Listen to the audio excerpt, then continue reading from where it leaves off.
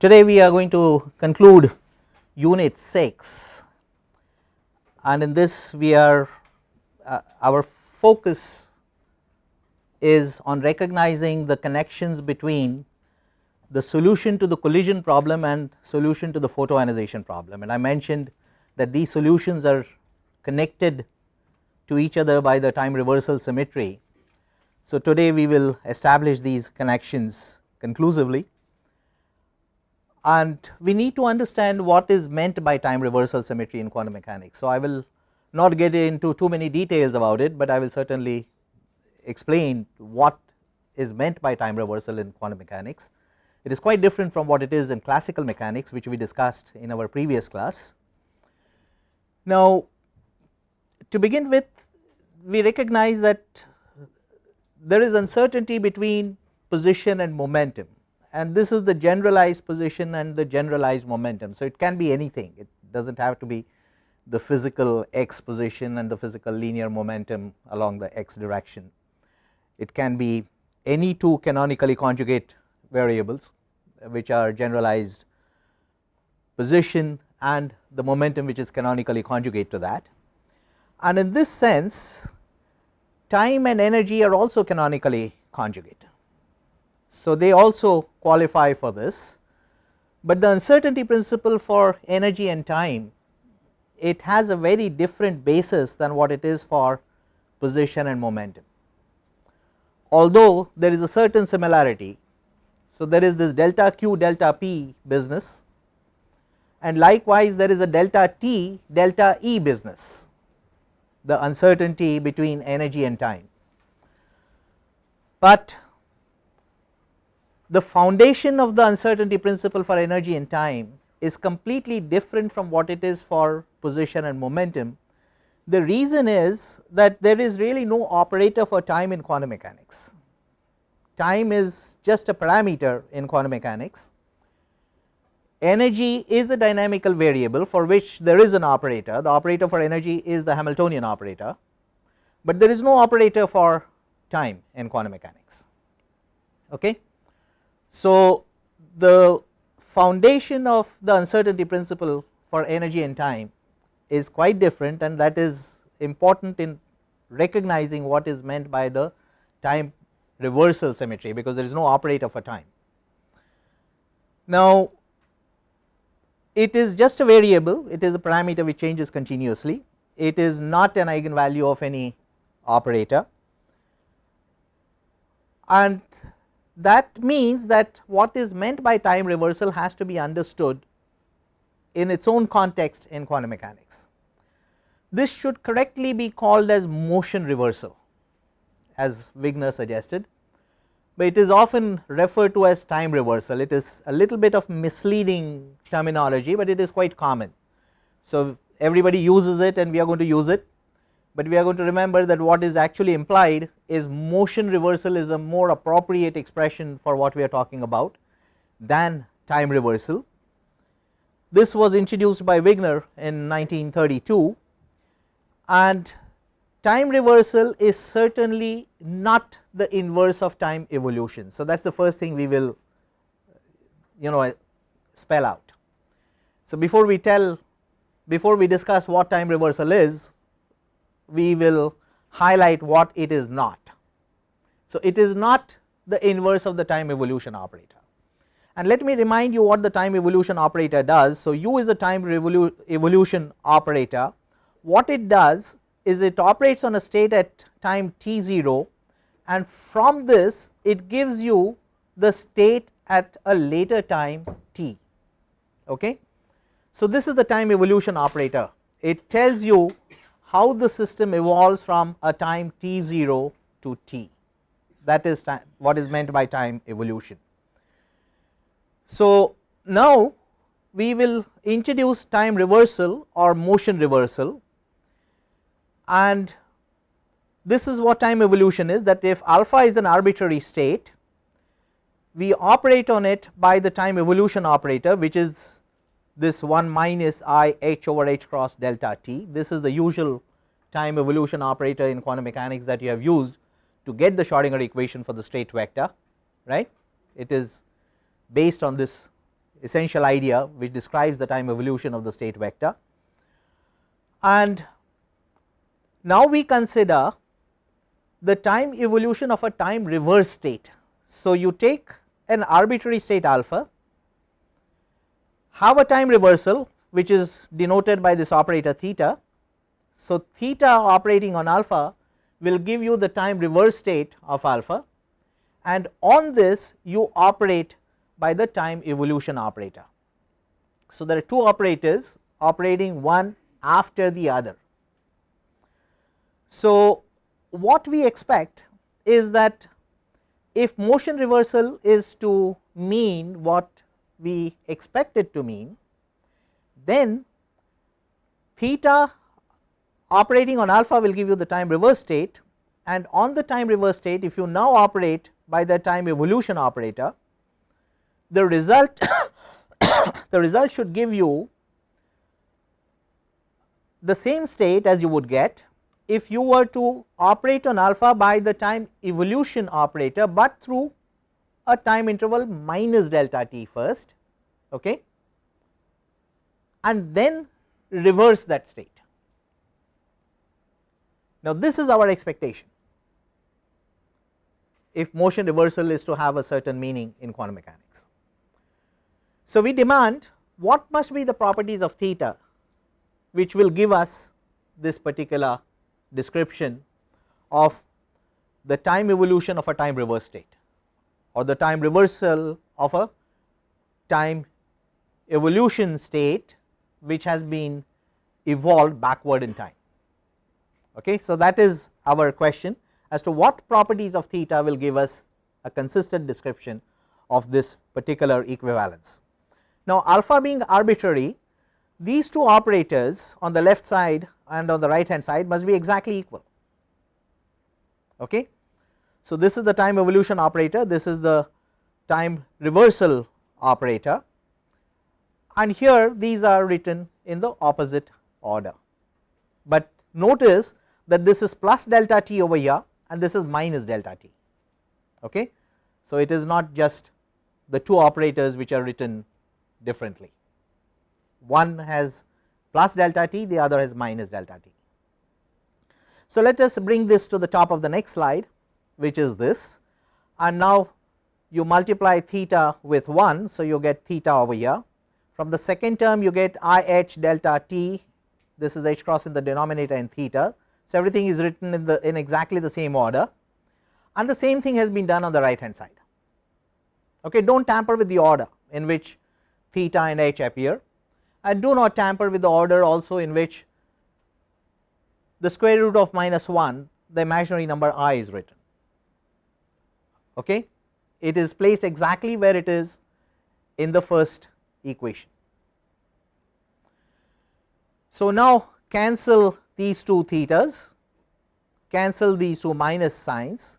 So, that gives you I h theta delta t equal to theta I h minus delta t, there is a minus sign over here, right. Now, get rid of the delta t's and you get I h theta equal to minus theta I h, and I could have cancelled I on both sides, but I have not done it deliberately. Okay. And that is what I had cautioned earlier, that do not tamper with the order of I. The reason of course is that you can pull out the I only if theta is a linear operator. Okay. So, this is the criterion of a linear operator. If theta were a linear operator, then theta I would be the same as I theta, because that is what a linear operator does. Okay. And then the right hand side would be minus I theta h, left hand side is plus I h theta, and this would give you h theta equal to minus theta h. Now, this result would be appropriate if and only if theta was a linear operator. We could accept it if this would give us consistent results, but does it? So, this is what we are led to by assuming that theta is a linear operator. Then let us take this result and operate by the operators on the left side and the right side on an arbitrary state which is an eigenstate of the Hamiltonian. So, H theta operating on an eigenstate of the Hamiltonian, let us say the nth eigenstate, would give you minus theta H operating on the same state, right. Now, En is an eigenstate of H, so it will give you En is the eigenvalue, and what it essentially gives you is En is a real number. So, you pull it out, and what it essentially gives you that theta En is also an eigenstate of Hamiltonian belonging to the eigenvalue minus En.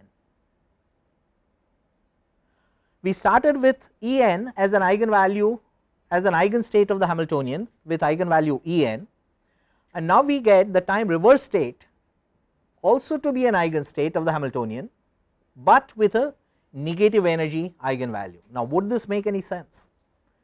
Consider a free particle, alpha is an arbitrary ket, so it should hold for any and every ket.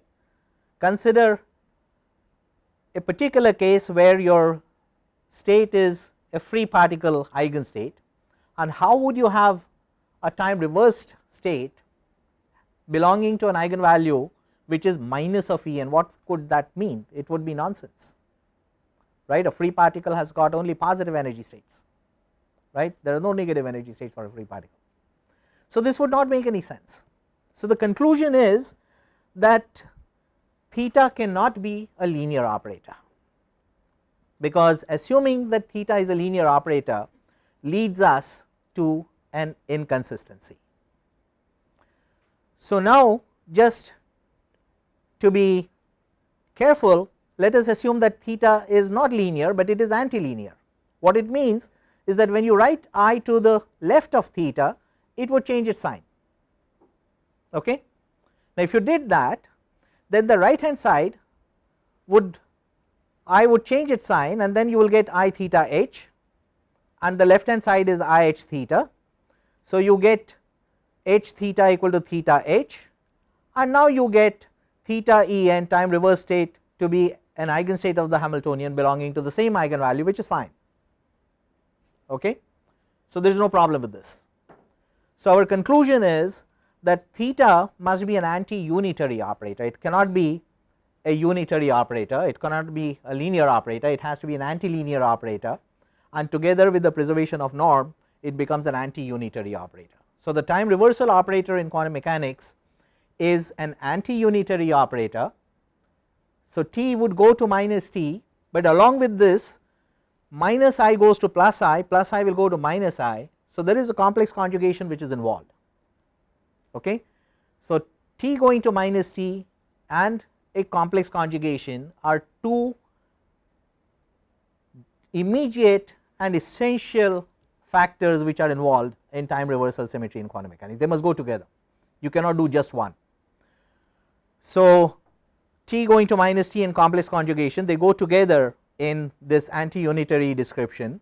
These are the essential properties that an anti-unitary operator, if you have a theta to be an anti-unitary operator, and if it operates on two arbitrary states alpha and beta, giving you alpha tilde and beta tilde, then theta operating on a linear combination C1 alpha plus C2 beta will give you C1 star rather than C1. Okay. In a linear operator you would get just C1, but this is an antilinear. So, there is an antilinear property and another property connected with the norm. So, that together makes it an anti-unitary operator in quantum mechanics. It has got some interesting properties which I will not discuss at length, but mention them, that the time reversal operator would commute with the position operator, but it will anti-commute with the linear momentum, it will anti-commute with the angular momentum, but you can contrast this with the parity operator, which is again another discrete symmetry in quantum mechanics, and it has got some resemblance because it is one of the three discrete symmetry operations of the standard model. So, the parity, it anti-commutes with both the position and the momentum operator, but it commutes with the angular momentum, whereas the time reversal anti-commutes with the angular momentum, anti-commutes with the linear momentum, but commutes with the position operator. Okay. So, these are some of the differences of importance. And you can see how they relate to the Schrodinger equation, because if you write the usual Schrodinger equation, this is the time dependent Schrodinger equation. Now if you just let t go to minus t, then this argument t has gone to minus t, del over del t goes to minus of del over del t. So this is what you get from the left hand side. On the right hand side you have got t going to minus t. So this is what you get, and this equation that you get is certainly not like the Schrodinger equation, right. This is not the Schrodinger equation. But then if in this, from this you do a complex conjugation, every term you take a complex conjugation. So minus I will go to plus I, psi will go to psi star, okay. So let us do that. So minus I has gone to plus I, psi has gone to psi star, and now you get a relationship which is exactly the same as the Schrodinger equation, okay, and it is because t going to minus t and complex conjugation have gone together. So these are the essential characteristic features which are of importance in the boundary conditions that we are discussing, which connect the solution of the collision problem to the solution in the photoionization problem. So you will see how it is done, and I will illustrate it using a simple one dimensional problem first and then do the regular 3-dimensional problem, because there is a lot that one can learn through these one dimensional problems, these potential barrier problems, potential well problems that you do in your first course in quantum mechanics, and they are not just exercises in differential equation and solving boundary value problem. There is so much that one can learn from these one dimensional problem, and here is an example of this particular importance of the one dimensional problem, that if you have a one dimensional potential barrier of this kind, and you as always have 3 regions, region 1, region 2 and a region 3, and then the general solution you write in terms of the travelling waves e to the ikx and e to the minus ikx as a linear superposition of the travelling waves. You know which one is going to the left and which one is going to the right, and you know it because the time dependence is contained in e to the minus I omega t, and then depending on how the surface of constant phase propagates, that will decide which is moving to the left and which is moving to the right. So you have got in a collision experiment, now you must relate it to an actual physical experiment, because that is what quantum mechanics is about, that you are trying to describe a collision experiment, and this is a one dimensional collision. You have got an electron which is incident from the left, so e to the ikx is the one which is moving from left to right, okay, and that we know because the time dependence is e to the minus I omega t. So kx minus omega t is the phase, and constancy of that will require propagation of x from left to right. So you have got an electron incident from the left. What can happen to this electron now? It can get reflected and it can get transmitted, right. So you can get a reflection here b, and you can get a transmission here, which is this f e to the ikx. This is the wave in region 3 which is moving from left to right, and in region 3 you cannot have a wave which is going from right to left, right, because there is nothing in the problem which can send it back again.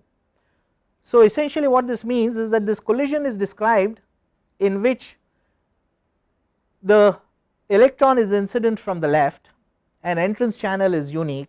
This is what I have been emphasizing, that the entrance channel is unique in this, then G must be 0, and G equal to 0 is the boundary condition which describes the collision in which the incident electron is incident from the left, okay. Now in photoionization you have an atom, you do not have a free electron in the initial state at all. This atom absorbs electromagnetic radiation, and as a result of this absorption the electron gets unbound.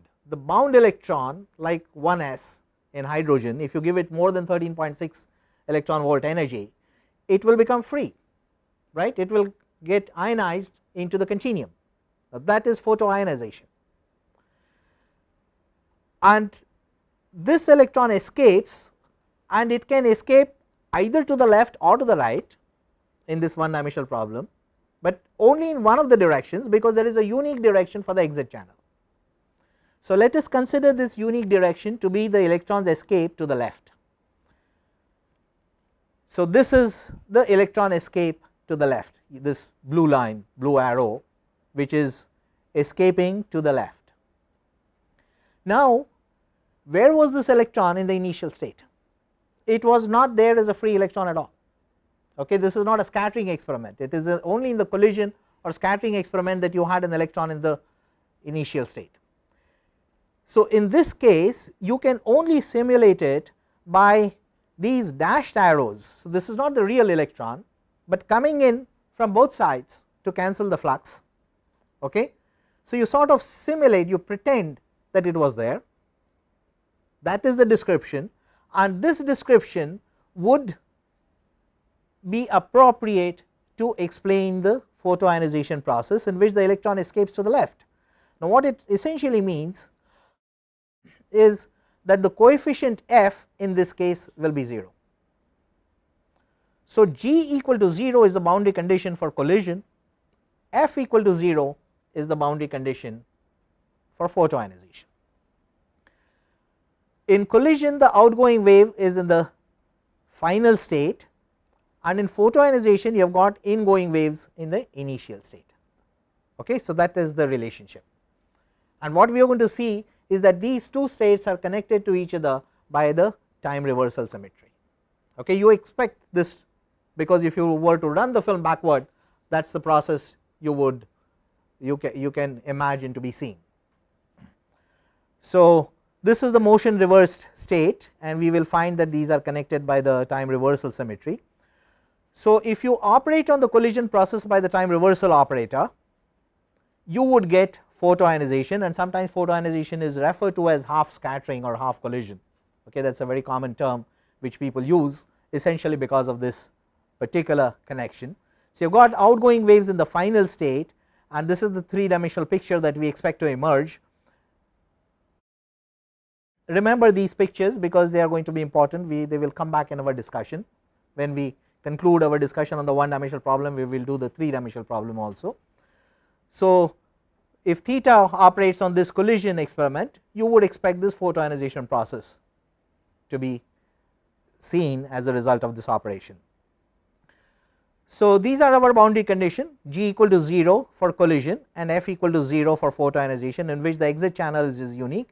In collision it is the entrance channel which is unique, and the conditions are expressed by G equal to 0 and F equal to 0. Okay. Now, I am going to follow the treatment from Fano and Rao's book, which is a very nice book which explains these things nicely, and I have a quote here from this book: "The developing procedures that serve to implement alternative descriptions of a wave function for a realistic system is a major goal of this book, because you can express a wave function in any set of basis set, and which basis set is most appropriate in a given condition is a choice that you are free to make, and you make the best choice which will bring out the most physics. Like you can solve the problem of the planetary problem, the Kepler problem, if you like, in Cartesian coordinates, you can do it in parabolic coordinates, you can do it in spherical polar or any coordinate system, nothing wrong with it, but whichever is the most appropriate, whichever gives you the most insight in physics, right, that is the one that you choose. So, you would use plane polar coordinates for the 2-body Kepler problem, and it is a similar kind of situation over here, that here it is not just the simplicity of the equations, but what is the most physics that you can extract by making an appropriate choice of the basis. Mathematically they are all equivalent, but one gives you a deeper insight into the physics than the other, and that is the choice you have to make. So, here they propose alternative basis set, not just e to the ikx and e to the minus ikx, they can certainly be used mathematically, that is a complete basis, no problem, but you can use any other basis set like u plus and u minus with appropriate coefficients c plus and c minus, and you can see what kind of physics you get by making some alternative choices. So, here for region 1 they propose u plus and u minus to be given by these cosine functions, but with two different phase shifts. Okay, one has got a phase shift delta plus, the other has got delta minus. For region 3 you have similar u plus and u minus, okay, and then if you operate on u plus by the parity operator, you find that you get the solution u plus for region 3,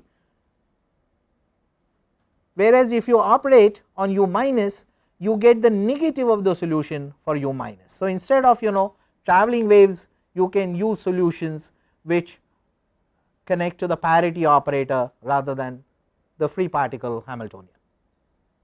So you can use different kind of basis sets over here, and this particular choice is just for completeness. For region 2 also I have given the wave functions over here, but they do not appear very much in our discussion because you are going to see only what is happening in the asymptotic regions, which is where the electron gun is or which is where the detectors are, because that is what is most important to the experiment.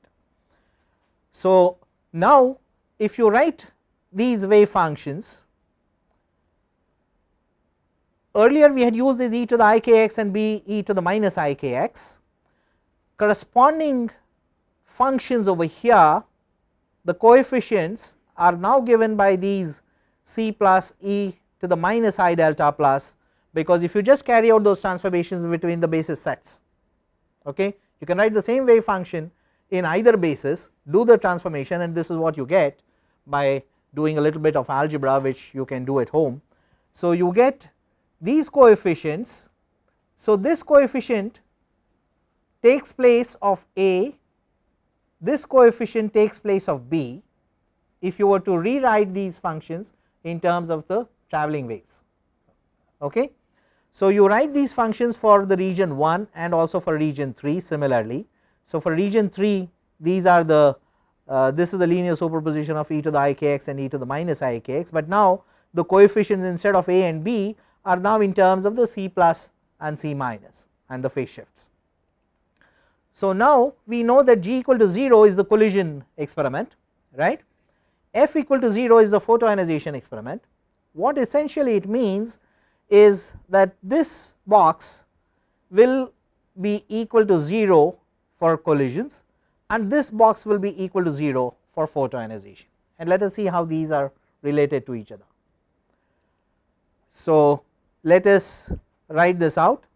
So this is the box which goes to 0 in the collision experiment. So C plus e to the minus I delta plus is equal to minus of C minus e to the minus I delta minus. So this is what you get for the ratio of the coefficient C plus to C minus. This is essentially one phase shift with reference to the other, right, it is the phase shift difference. So you get this coefficient in terms of this difference for G equal to 0 for collision. What do you get for photoionization? Photoionization you get this relationship, let us write it over here. So you get C plus upon C minus equal to minus e to the power plus I delta minus delta plus. Now what is the connection between these two?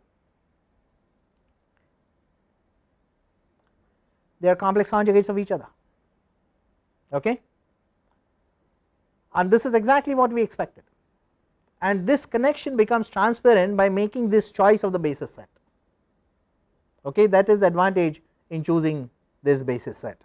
Now while we are working with the one dimensional problem, I will mention a few other properties also which can be of importance. So here I highlight this particular result, that the motion reversal that you expect to witness as you operate on the collision process by the time reversal operator, giving you the photoionization experiment, right, this relates to the complex conjugation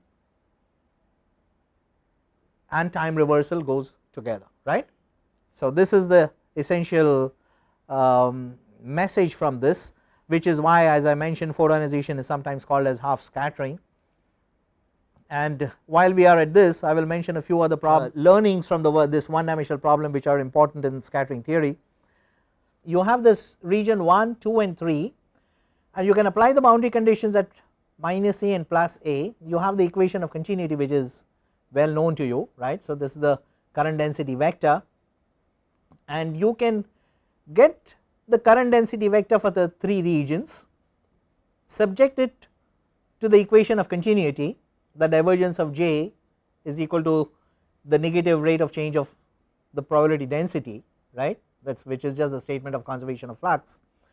And then for stationary state, since del rho by del T vanishes, the divergence must vanish, okay.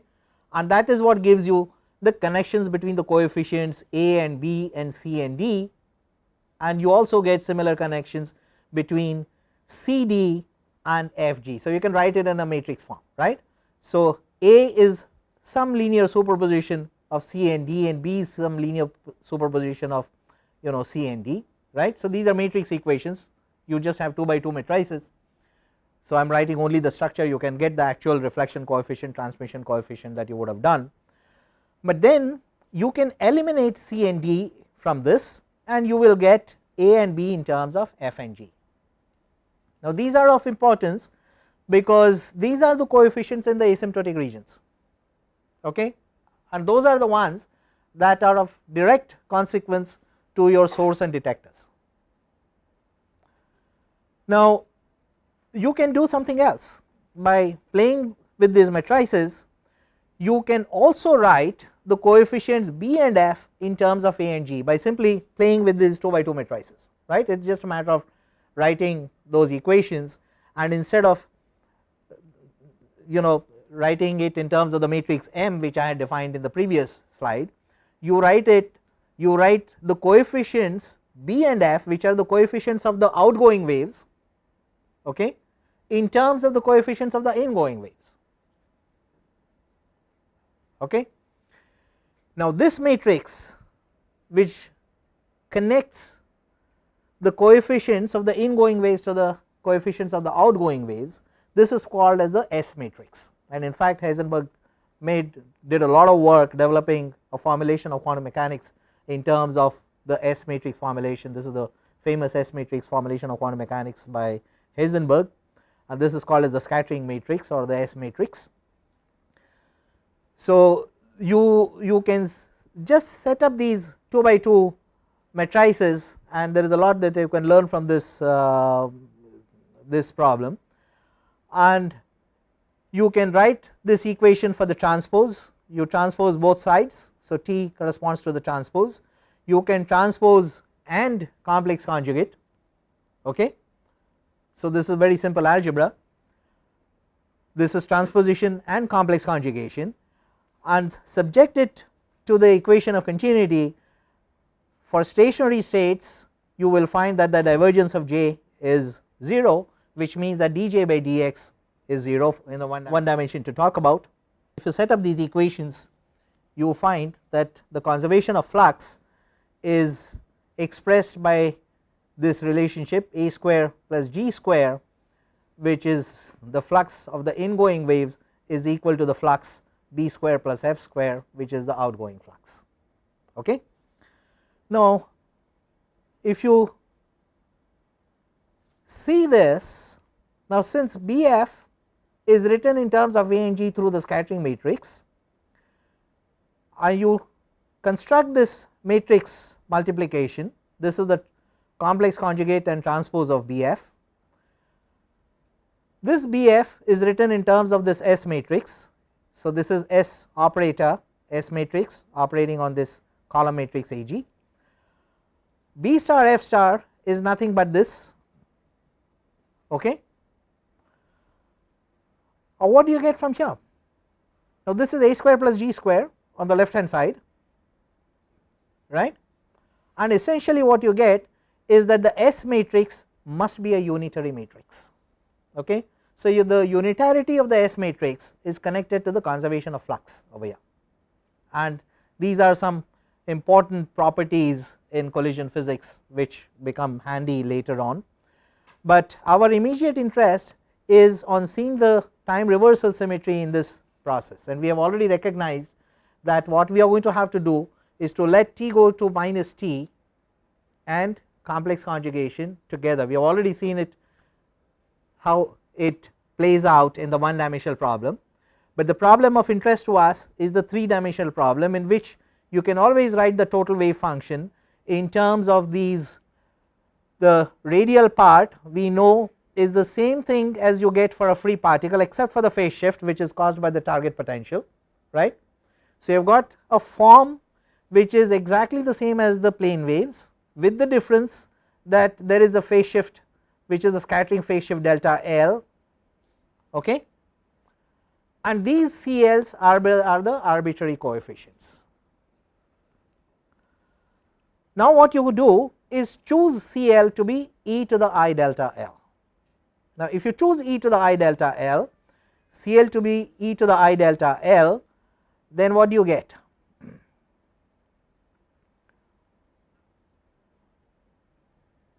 You get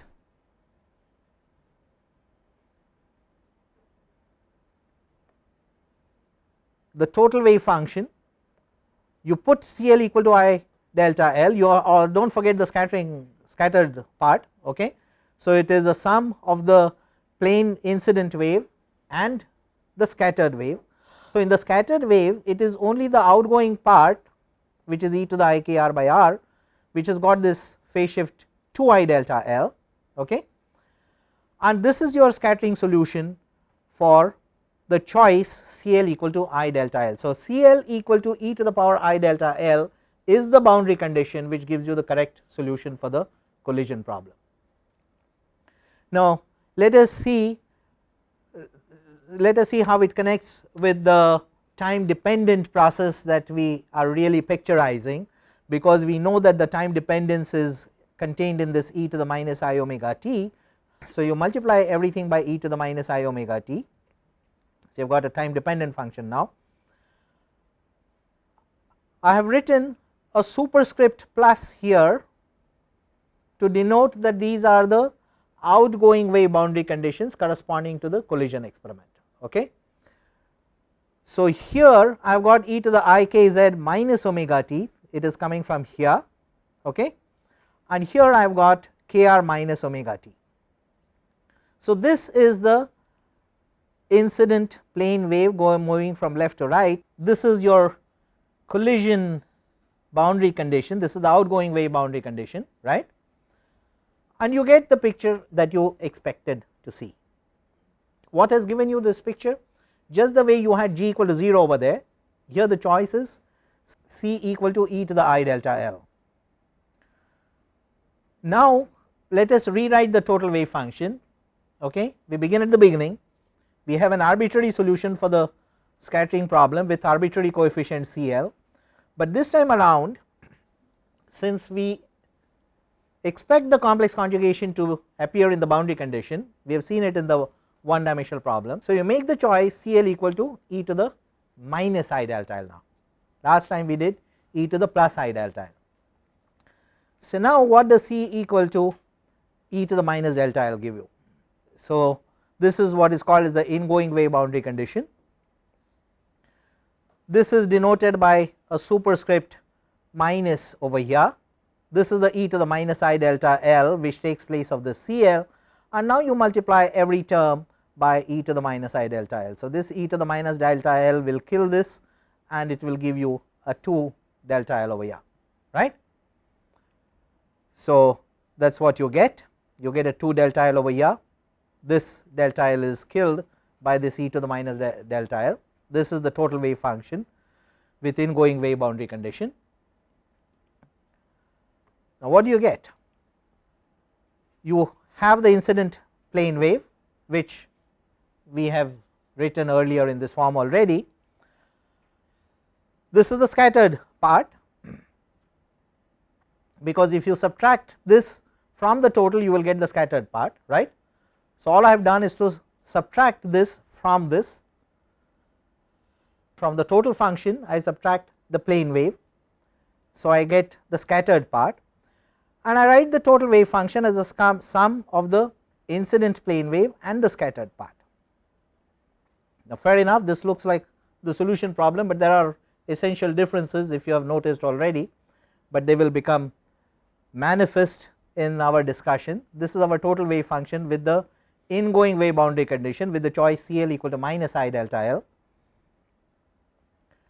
This is straight from Fano and Rao's book, this is from page 64 of their book, and now we will do the complex conjugation and the T going to minus T, okay, and see what picture we get.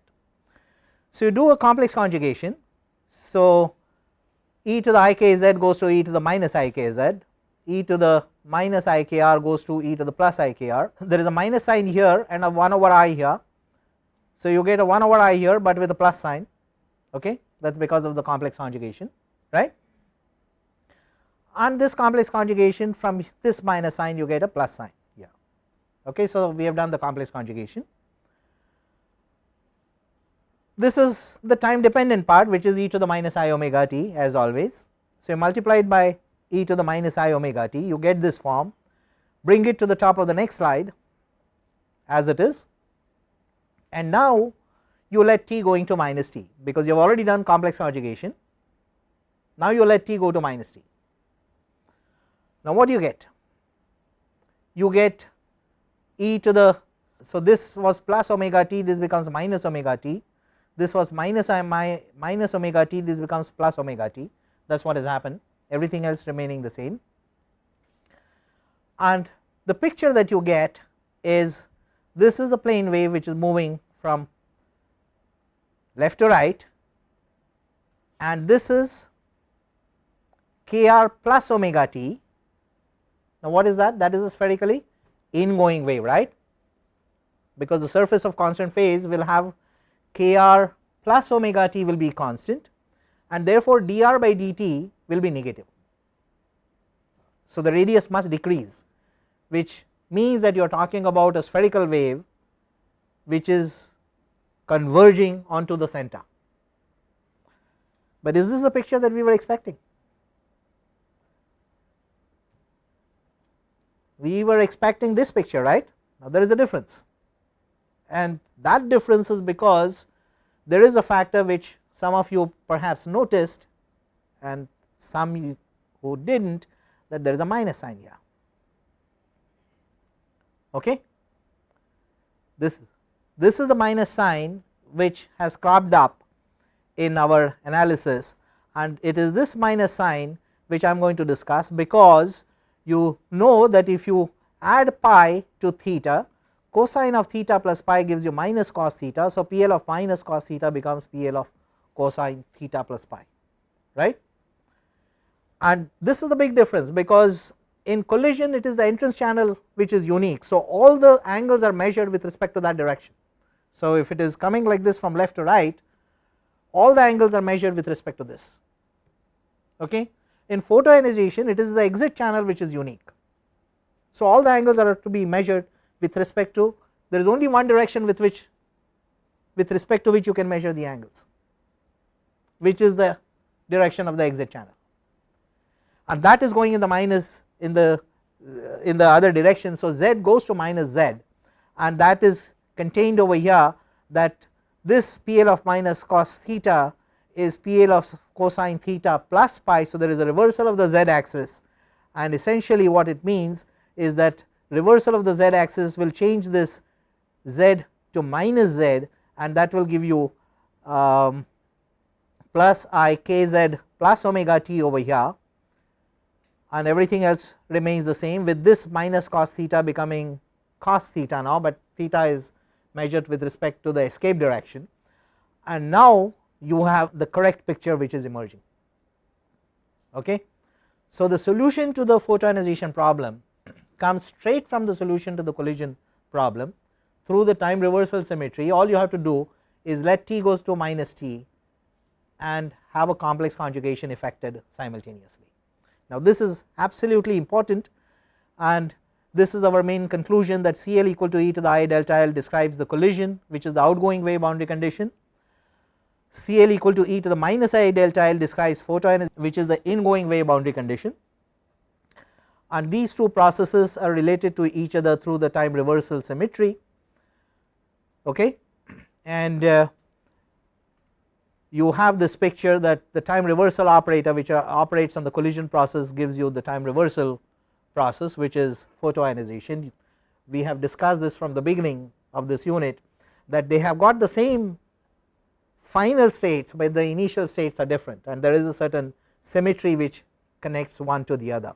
So the symmetry which relates them to each other is the time reversal symmetry, which involves t going to minus t and complex conjugation going together, and this is important because now you get the correct final state solution with the ingoing wave boundary condition, which will be this PL of minus cosine theta. So this is the part that you get in the scattering solution. In the collision it is different, right.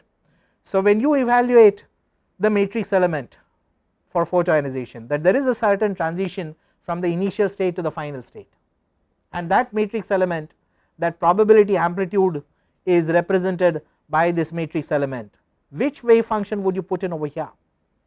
It must be the wave function with ingoing wave boundary condition and not the outgoing wave boundary condition. You will not get correct results at all. Okay. So you must make use of these ingoing wave boundary conditions in describing the photoionization experiment, and when in the next unit we will describe how in what directions the electrons go as a result of photoionization, what is the angular distribution. Okay, they do not necessarily go evenly in all the directions. So when you discuss the angular distributions of the photoelectrons, you have to deal with this matrix element for transition from initial to the final state, and you must use the correct final state wave function. This is not, it is a plane wave, okay, it is a plane wave solution, but it is an appropriate solution with correct ingoing wave boundary conditions. So this is what must be used, and we will be discussing this in our next unit. So with this result we conclude our discussion on unit 6. The primary reference for this is Fano and Rao's book. You will also find things in Joshin's book and Wu and Umara. So if there are any questions, I will be happy to take. Otherwise, in the next class we will go over to unit 7, in which we will describe the photoionization cross section and angular distribution. We will also use results of time dependent perturbation theory, the Fermi's golden rule, and so on. So you would have met some of these things in your earlier course in quantum mechanics, but we will go through them because we will require them in the process. Questions? Thank you.